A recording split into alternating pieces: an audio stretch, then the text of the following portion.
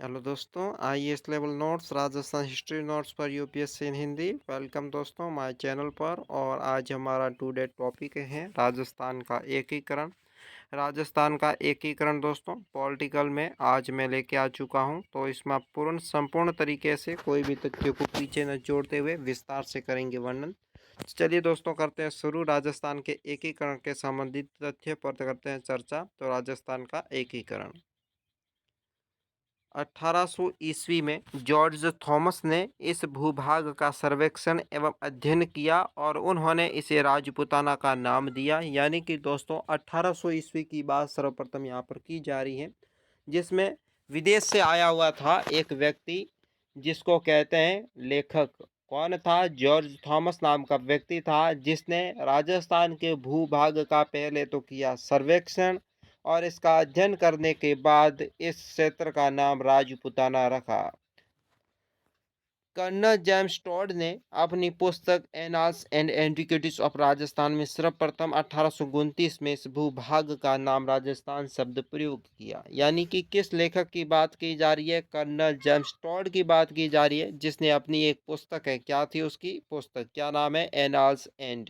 Annals and antiquities of Rajasthan नाम की एक पुस्तक थी, जिसमें सर्वप्रथम 1829 ईस्वी में राजस्थान शब्द का सर्वप्रथम प्रयोग कर्नल जेम्स टॉड ने अपनी पुस्तक एनास एंड एंटिक्विटीज ऑफ राजस्थान में 1829 ईस्वी में हमारे राजस्थान शब्द का प्रयोग किया था। राजस्थान में रियासती विभाग सचिवालय की स्थापना 5 जुलाई 1947 को हुई थी। रियासती विभाग का सचिवालय की स्थापना 5 जुलाई 1947 में की थी। राजस्थान के एकीकरण का श्रेय सरदार वल्लभ भाई पटेल को दिया जाता है। सरदार वल्लभ भाई पटेल को राजस्थान के एकीकरण का श्रेय दिया जाता है। राजस्थान का एकीकरण कुल 7 चरणों में 18 मार्च 1948 से शुरू होकर 1 नवंबर 1956 तक पूरी हुई, जिसमें 8 वर्ष 7 माह 14 दिन का समय लगा था। राजस्थान का एकीकरण कब शुरू हुआ? 18 मार्च 1948, ठीक है, ध्यान रख लेना। और समाप्त हुआ था 1 नवंबर 1956 को। राजस्थान का एकीकरण पूर्ण हुआ था। ये सवाल कई बार पूछा जा चुका है। इसमें समय लगा था 8 वर्ष 7 माह 14 दिन। राजस्थान के एकीकरण के समय राजस्थान में कुल 26 जिले। राजस्थान का 26वां जिला अजमेर था। 1 नवंबर 1956 को बना था। 1 नवंबर 1956 को राजस्थान का अजमेर जिला बना था, 26वां जिला।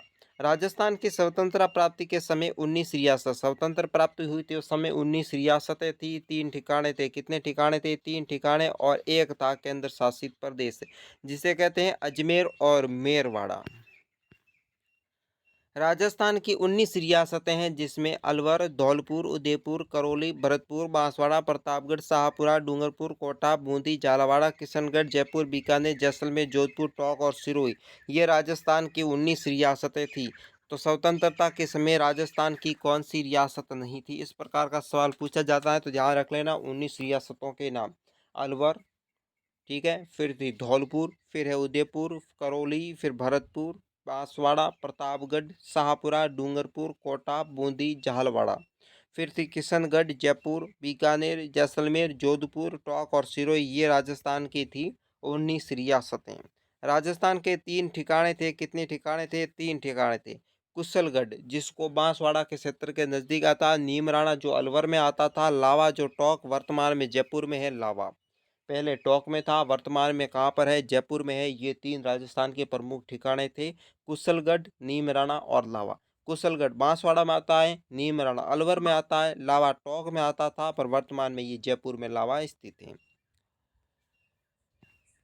राजस्थान की सबसे पुरानी रियासत दोस्तों मेवाड़ रियासत राजस्थान की सबसे पुरानी रियासत मानी जाती है। राजस्थान की सबसे नवीनतम रियासत झालावाड़ा रियासत है। राजस्थान की सबसे नवीन रियासत है। एकमात्र रियासत जिसका निर्माण अंग्रेजों ने किया था। इस रियासत का निर्माण किन्होंने किया था? अंग्रेजों ने किया था। किस रियासत का निर्माण अंग्रेजों ने किया? झालावाड़ा रियासत की। राजस्थान की सबसे नवीनतम रियासत कौन सी है? झालावाड़ा रियासत।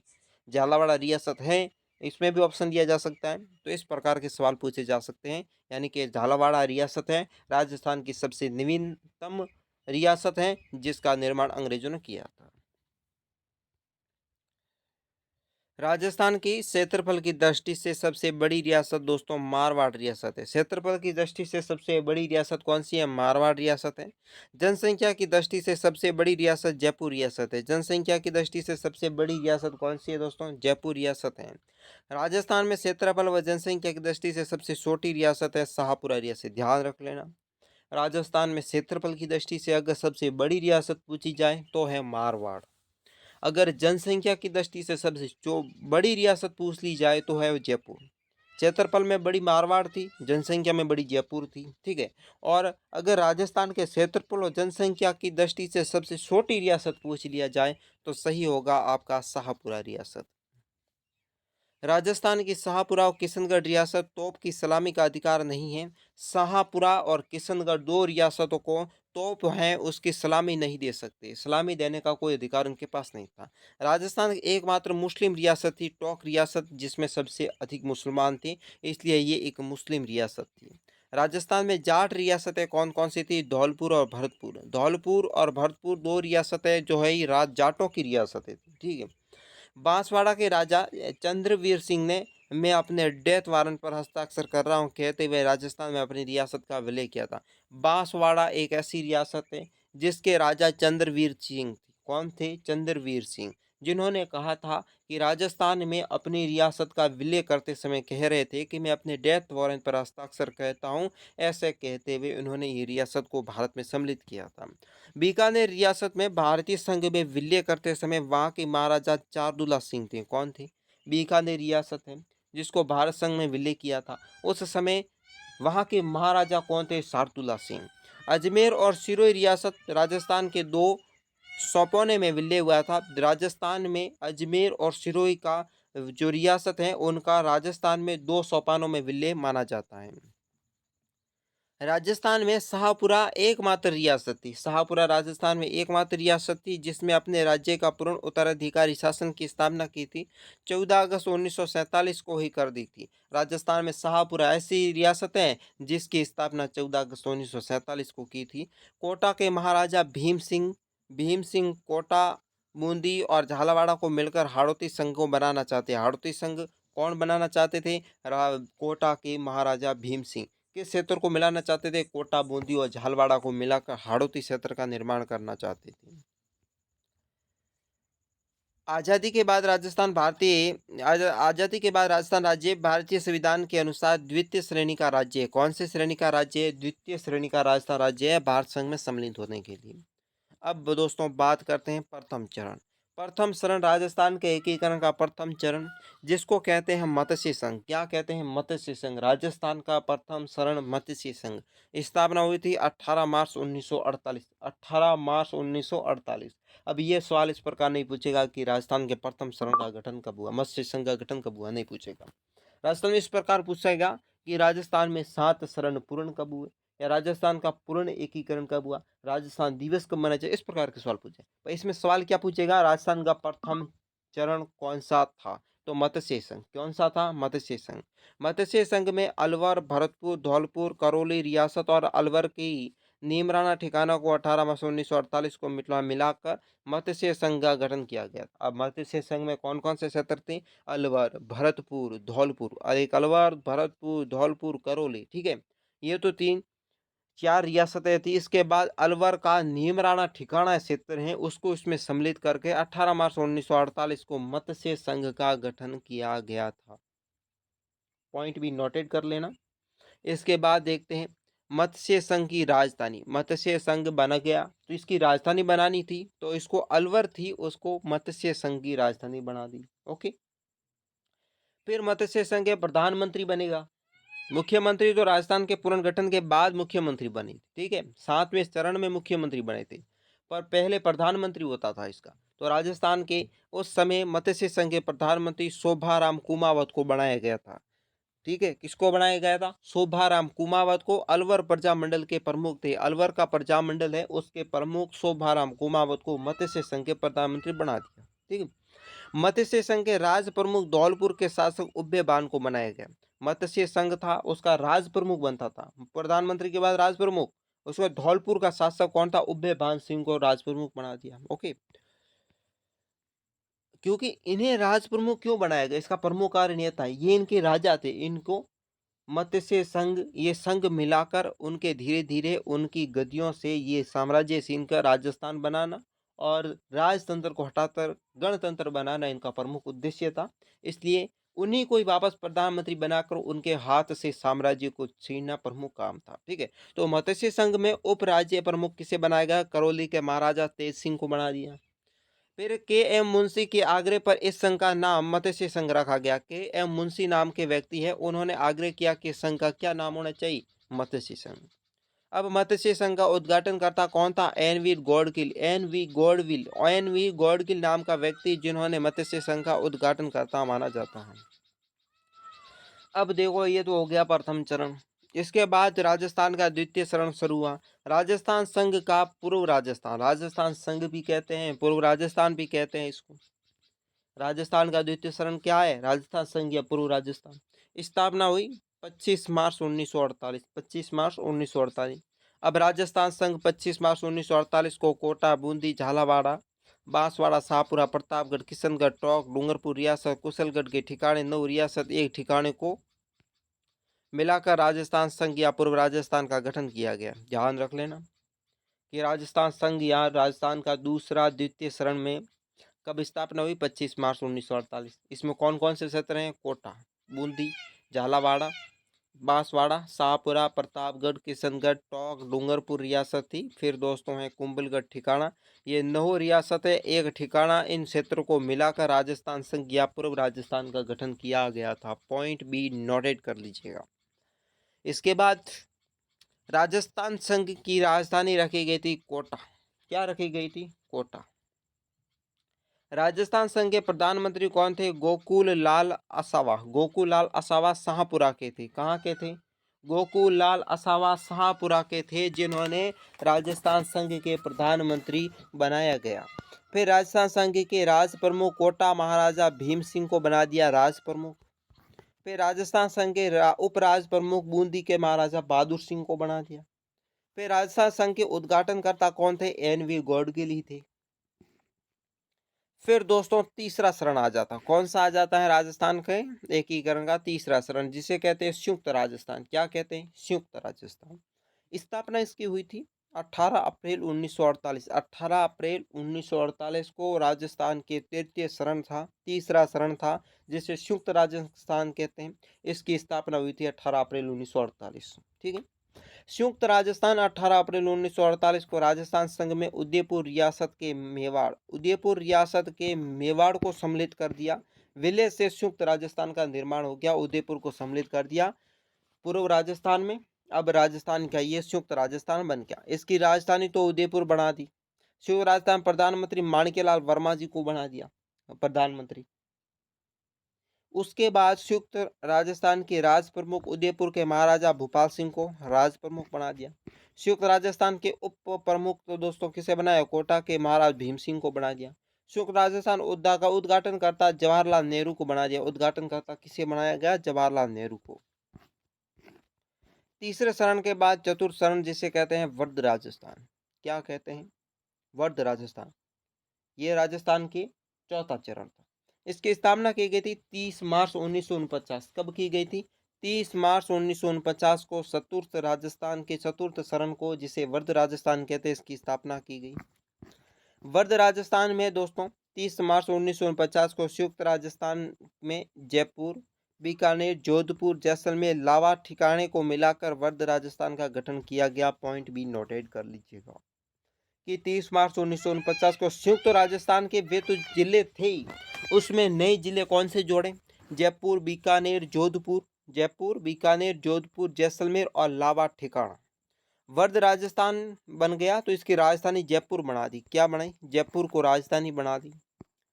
अब इसके प्रधानमंत्री हीरालाल शास्त्री जी को बना दिया। किसको बनाया? हीरालाल शास्त्री।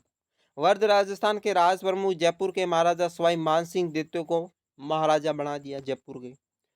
और वर्ध राजस्थान का राज प्रमुख कोटा के महाराजा भीम सिंह को राज प्रमुख ही रखा। और वर्ध राजस्थान के उद्घाटनकर्ता कौन थे? उद्घाटनकर्ता सरदार वल्लभ भाई पटेल। अब इन्होंने राजस्थान का उद्घाटनकर्ता का काम में अपनी भूमिका निभानी शुरू कर दी। वर्ध राजस्थान के राज प्रमुख उदयपुर के महाराजा भोपाल सिंह को बना दिया और राम मनोहर लोहिया की अध्यक्षता की गई।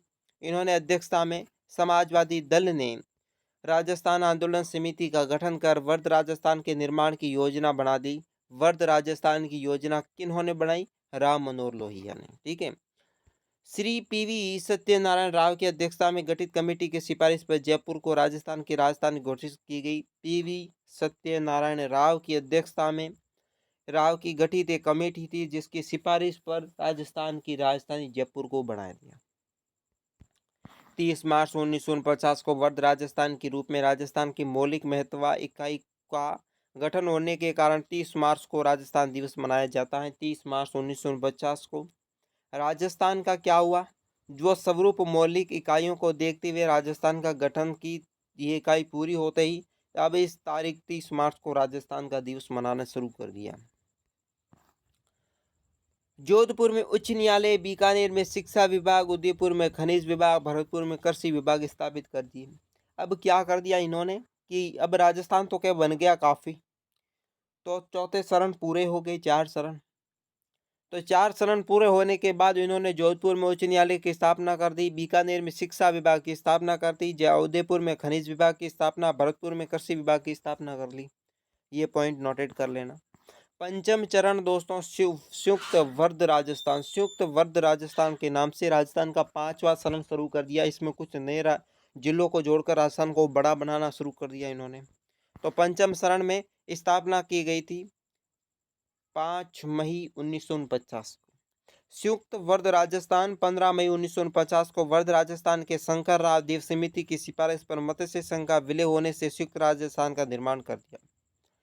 क्या हुआ कि राजस्थान में 15 मई 1949 को वर्ध राजस्थान बनाना था, तो इसमें क्या किया कि शंकर राव देव समिति ने सिफारिश की कि मत्स्य संघ है इसको वर्ध राजस्थान में मिला दो, तो इसे संयुक्त वर्ध राजस्थान का नाम दे दिया और इसकी हो गई स्थापना। ये नोटेड कर लेना पॉइंट।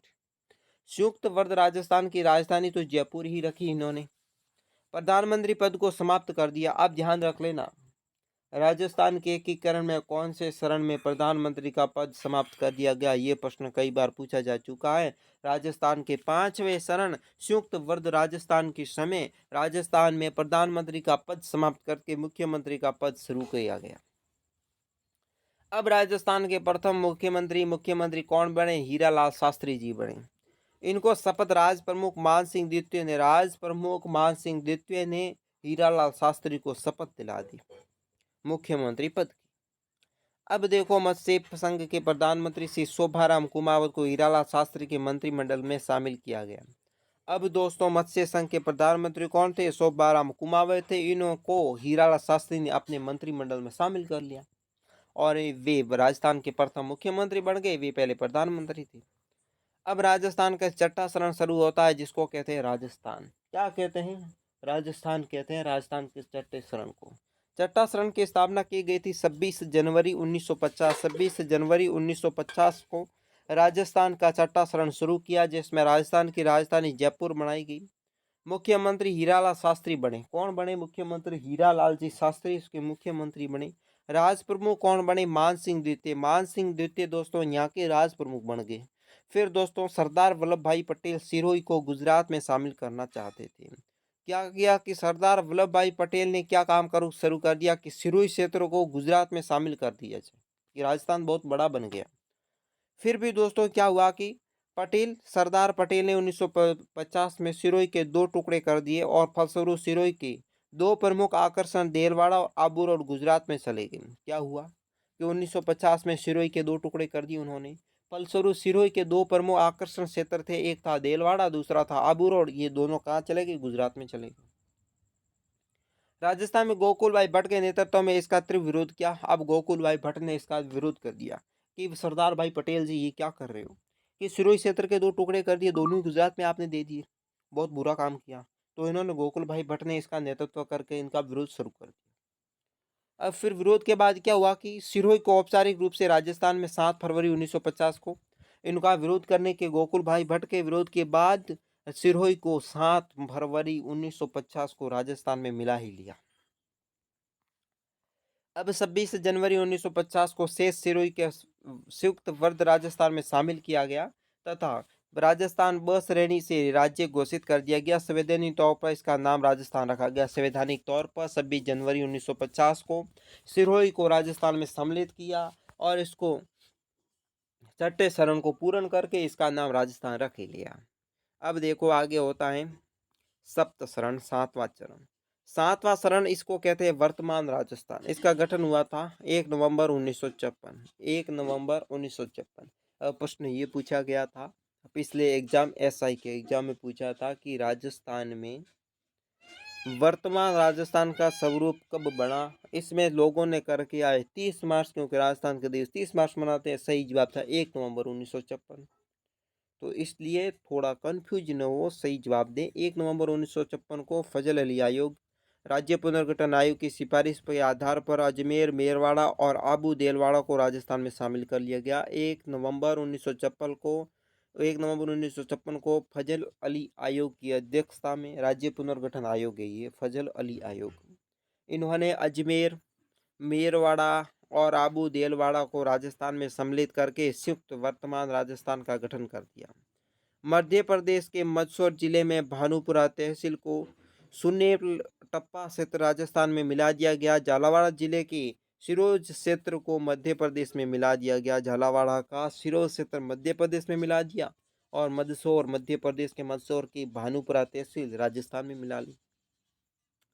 1 नवंबर 1956 को राज प्रमुख पद था वो समाप्त कर दिया। राज्यपाल का पद सर्जित कर दिया। राजस्थान के प्रथम राज्यपाल के रूप में गुरुमुख निहाल सिंह को राज्यपाल पद की शपथ दिलवाई थी 1 नवंबर 1956 को। ठीक है,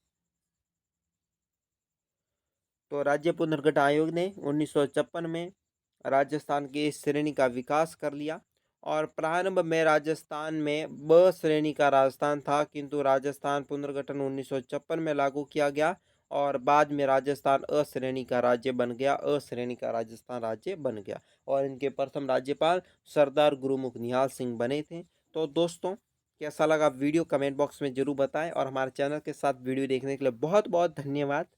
और दोस्तों हमारे चैनल को सब्सक्राइब, वीडियो को लाइक, दोस्तों के साथ शेयर करें। कमेंट बॉक्स में बताएं राजस्थान के एकीकरण का कोई भी तथ्य है, कोई भी पॉइंट अगर पीछे छूट चुका है तो हमें कमेंट बॉक्स के जरिए जरूर बताएं। और दोस्तों कैसा लगा वीडियो आप हमें कमेंट बॉक्स में बताएं। धन्यवाद और नेक्स्ट वीडियो हमारे चैनल के साथ ही बने रहें और देखते रहें।